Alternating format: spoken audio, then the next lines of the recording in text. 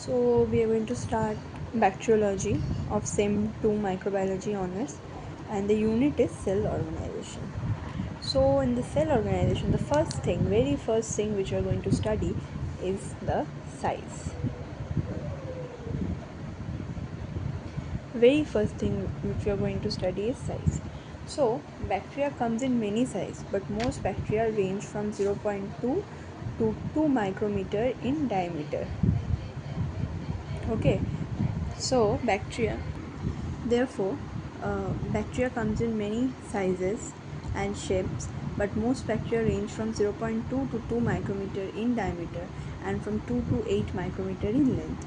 E. coli is a good example of average sized bacteria, and it has 1.1 to 1.5 micrometer in diameter. Okay, next, smallest bacterial genus, if we talk about smallest bacterial genus,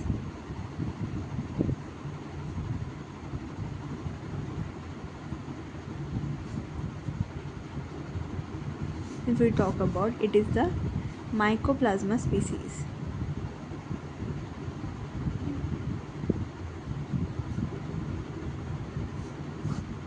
Now, if we talk about largest bacteria, largest, it is Theomargarita nambiensis, which is 700 micrometer in diameter.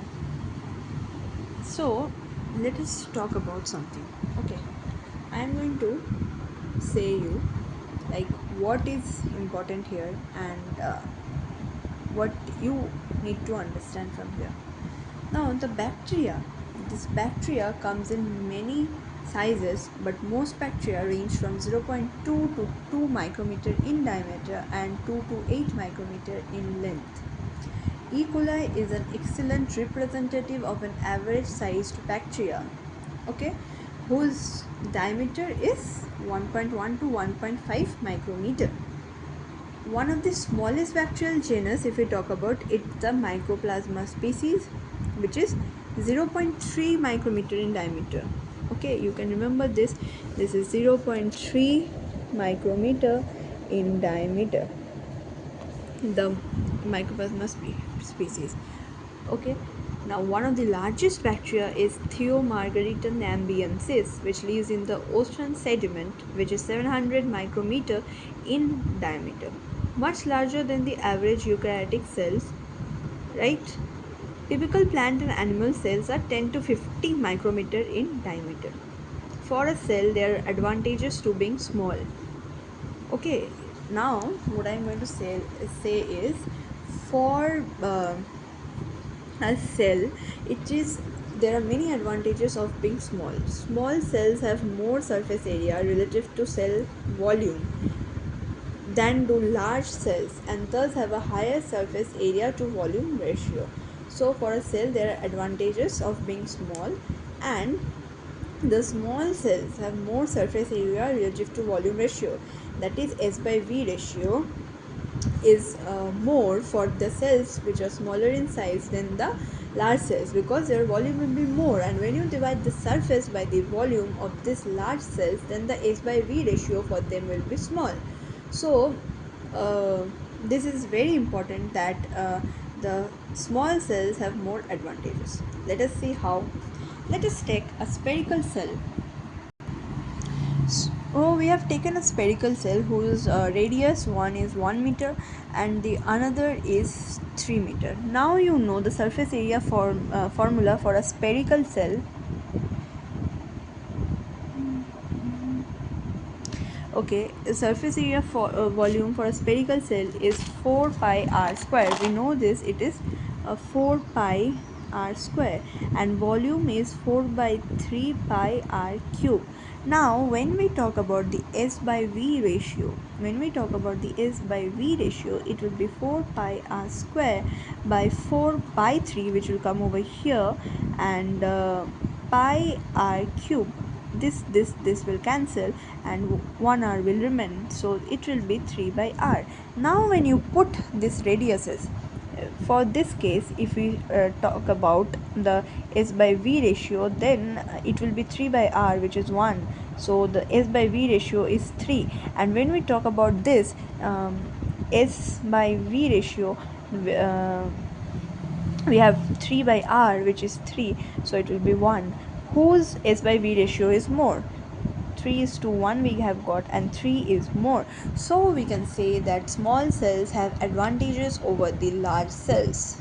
Okay, I hope this proof is enough for this.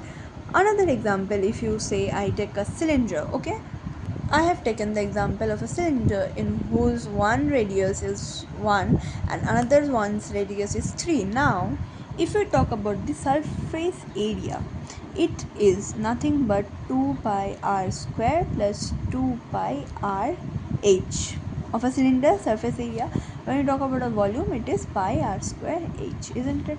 Now, s by v, if we come upon that s by v, you take 2 pi r common over here. 2 pi r we have taken common, and it is r square, sorry, r plus h, isn't it? R will be left in h, and this is pi r square h.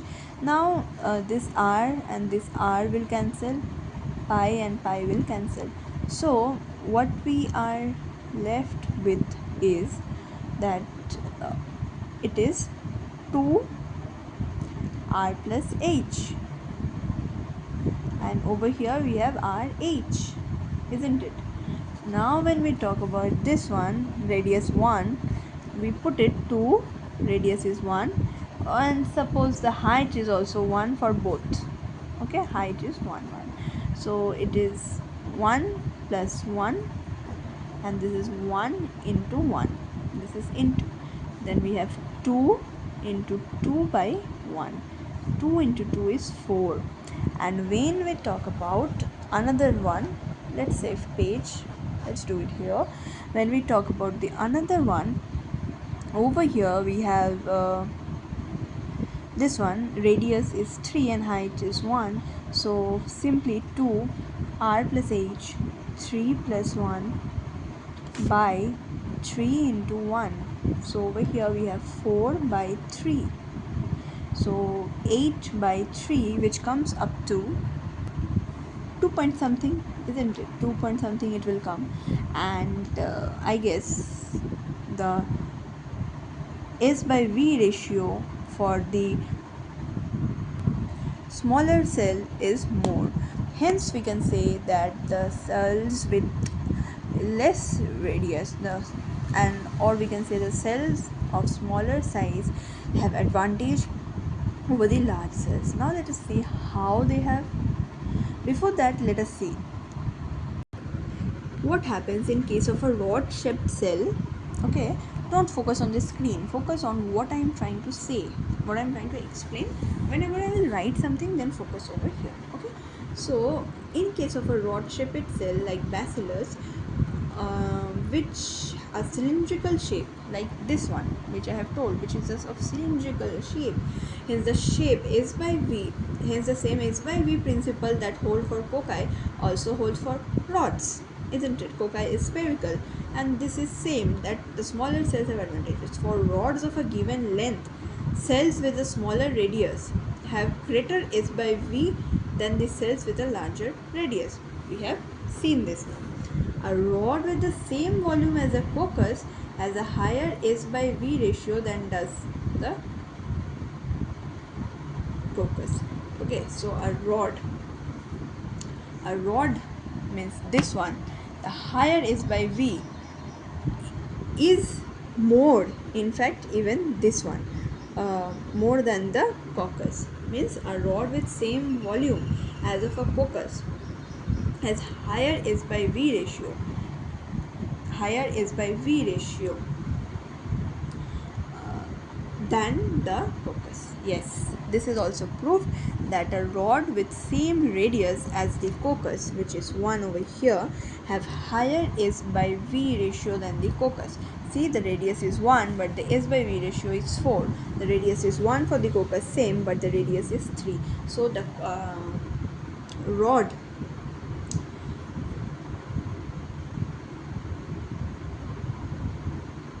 is more beneficial. Now S by V ratio significance will see. What are the significance of the S by V ratio? So if I talk about the, don't focus on the screen now, listen to me what I'm saying. When I am saying what I'm saying, how I'm explaining it, you try to understand that, then I will give you the notes. Means what I'm saying, I'll write that, don't worry. So what I'm saying is that the S by V ratio significances are, number one is growth rate. How small cells have S by V ratio more, that means more surface area available to take the nutrients and pass out the waste. As a result, they will grow more faster. Like we know, we have seen that H by V ratio of small cells is more, so the surface area for taking the nutrients, the greater nutrients, will be more, and also for passing out waste there will be enough surface area. As a result, the cells will grow faster. Next is S by V ratio is important determinant of cell size and shape, and S by V ratio is important determinant of cell size and shape. Like if there is more nutrient uptake for radius, small radius, then we can say that the cell may be rod shaped. As I told earlier that the rod shaped have more uh, volume, matlab same volume rod and coccus both have, but S by V ratio will be more for the coccus, so we can understand. Next is S by V ratio also influence evolution rate. S by V ratio will influence evolution rate because of the growth rate. As they grow faster, the evolution rate will be also more. As prokaryotic cells grow faster and also genetically haploid, they evolve more rapidly. This is the point. Now see. So this is basically the 3 points which I have told. You can note it down, and the line in the middle or the line in the between, this line is not considerable. You can think that line is not there. I have drawn it for this portion, but this is not the line. The whole writing continues like this. Okay, you can take a look like this also, whole page. You can take a screenshot, write it when you need. Okay, okay, so you have taken a screenshot, I hope so. Next, let us move on to the lower limits of the cell size. Yes, the lower limits of the cell size. From the above discussion, whatever I have told you, you would predict that the cells, which cell is more and more and more smaller will be more advantageous, but no, this is not the factor. The lower limit of cell size is 0.1 to 0.2 micrometer in diameter, or you can say that the cells which are less than 2 micrometer in diameter are too small, and at least they need to have 0.5 to 0. Means 0.15 to 0.2 micrometer diameter to do all the functions, right? Accommodate the essential components, but cells which are lesser than this uh, may lack essential components like protein, nucleic acid, ribosomes, and etc.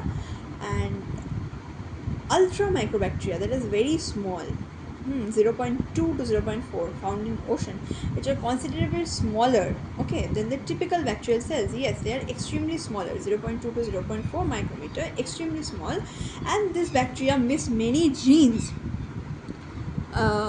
whose products or functions are absent. So this bacteria, which are 0.2 to 0.4 micrometer ultra microbacteria found in the oceans, are lacking many genes. Okay, so this is the lower limit of cell size, that the cells less than 0.2 micrometer, the cell which is less than 0.2 micrometer may lack important or essential components like protein, nucleic acid, etc, etc, etc. And in the oceans there are ultra microbacteria found, and this ultra microbacteria is 0.2. Okay, I am writing over here ultra microbacteria. So this ultra microbacteria was found to be 0.2 to 0.4 micrometer in diameter, and they are typical bacterial cells, smaller than the normal bacterial cells, and they miss many genes. They missed many genes.